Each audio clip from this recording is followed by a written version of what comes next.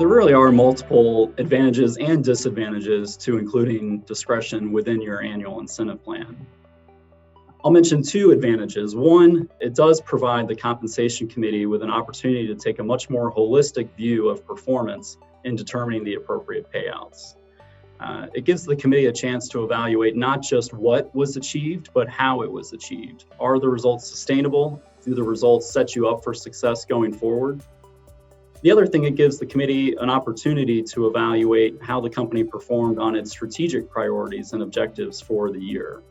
Oftentimes, you may have things that you're trying to accomplish from a strategic standpoint that are important for the long-term success of the company that aren't going to show up in the annual financial results and may even actually harm the current year's financials, but they're critical to the success of the organization long-term.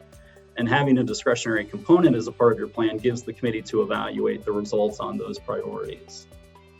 The second thing I would mention as an advantage for discretionary plans is that it does give the opportunity to recognize that there was imperfect information when the goals were set at the beginning of the year.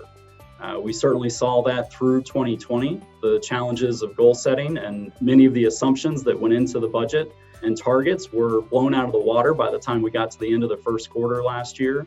And so having a discretionary component of your plan gives the opportunity for the committee to evaluate how those assumptions played out through the year and what kind of headwinds and tailwinds occurred that impacted the results of the plan.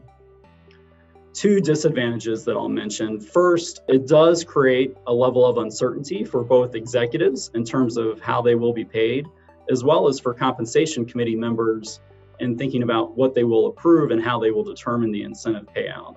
So you do have to be able to manage that level of uncertainty, and you have to define some clear parameters so that both executives as well as directors will know how to evaluate performance at the end of the year and how to get to the right conclusion on the right payout level. The second disadvantage is that the proxy advisors, ISS and Glass Lewis, are on record as saying that they do not like discretion within incentive plans. They prefer formulaic plans. And so it does create some more risk if they determine that they view there has been a pay and performance disconnect.